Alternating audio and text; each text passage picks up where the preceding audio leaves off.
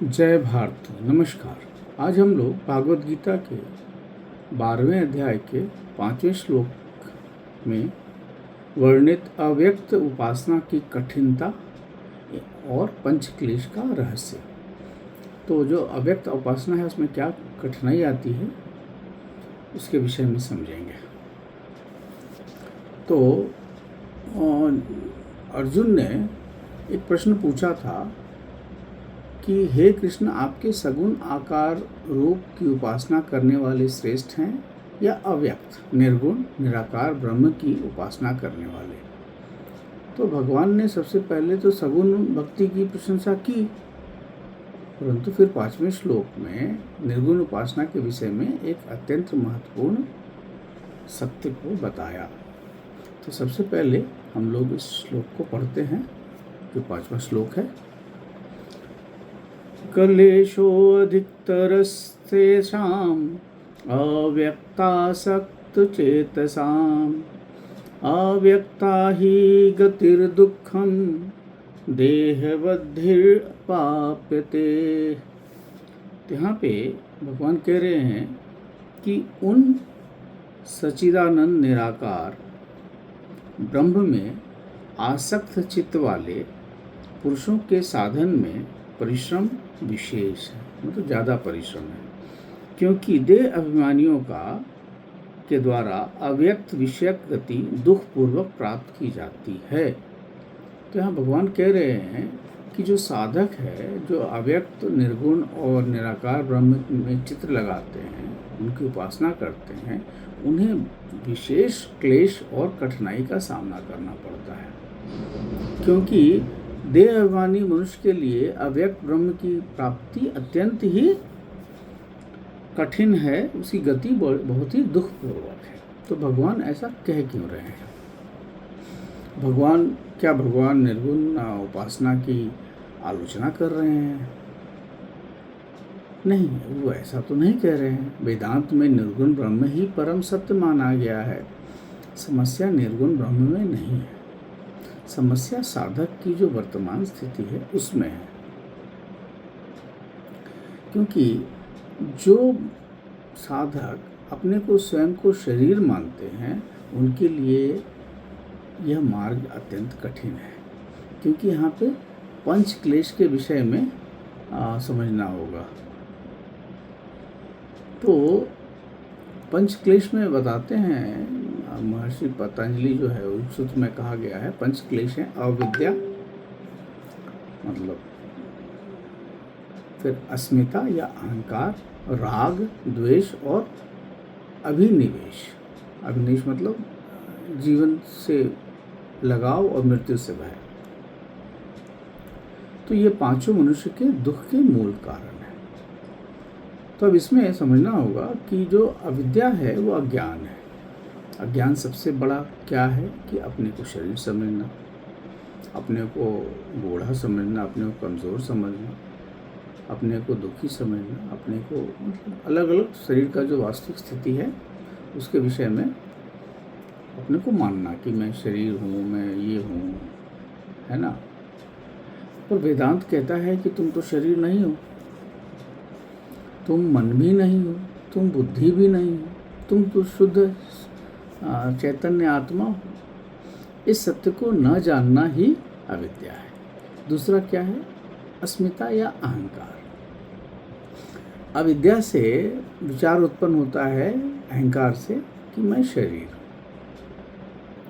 फिर मैं ये व्यक्ति हूँ, मेरी प्रसिद्धि ये है, मैं इस बात का अधिकारी हूँ, मैं इतना विद्वान हूँ, मैं पढ़ा लिखा हूँ, मैं ही कर रहा हूँ, है ना।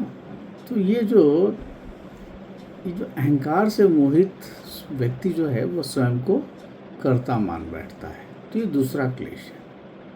तीसरा क्लेश है राग।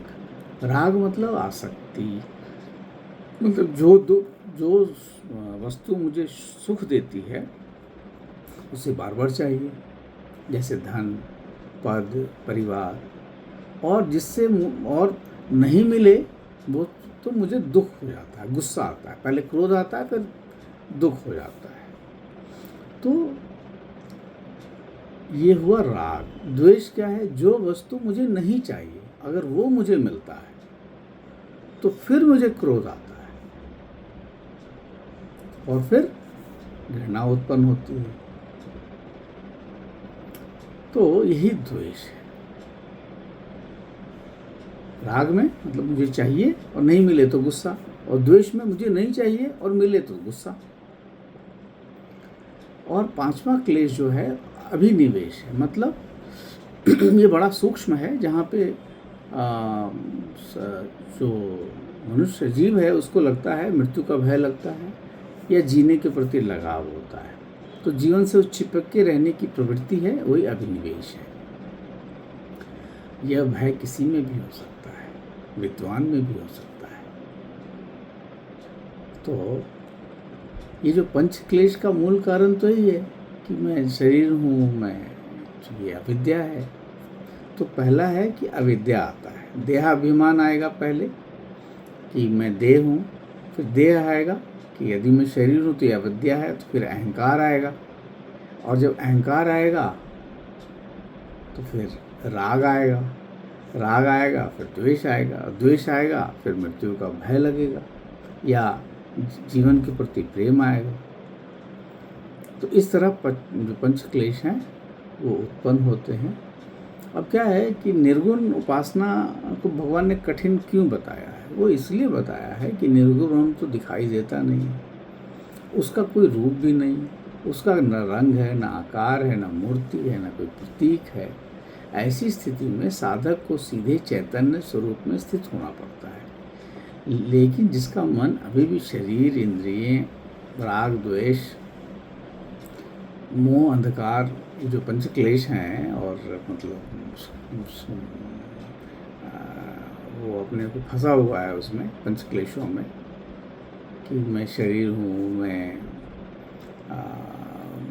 करता हूँ, मुझे इन चीज़ से प्रेम है, मुझे इस चीज़ से प्रेम नहीं है, या मुझे जीवन के प्रति लोलुपता है, लगाव है, तब इसलिए साधना उसकी बड़ी कठिन हो जाती है। तो इसलिए भगवान ने कहा है कि सगुण भक्ति जो है वो थोड़ा सरल है। क्यों? क्योंकि उसमें रूप है, लीला है, मूर्ति है, प्रेम है, संबंध है ना।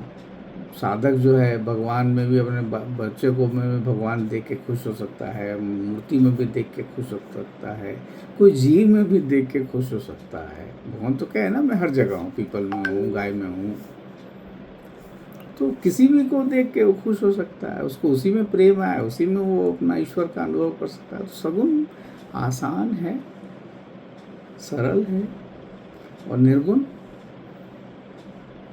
थोड़ा कठिनाई उसमें ज़्यादा है।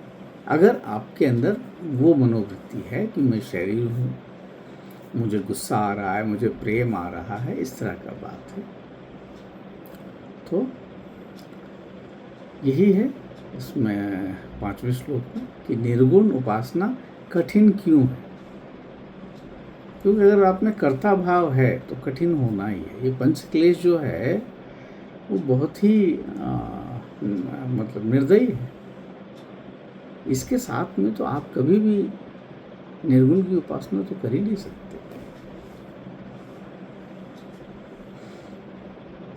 तो वही है कि जो पंच क्लेश मिट जाएगा, देहाभिमान मिट जाएगा, पंच क्लेश मिट जाएगा, तो आत्मज्ञान प्रकट होगा।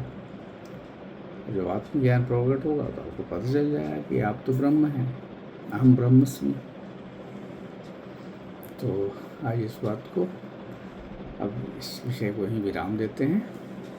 नमस्कार, जय भारती।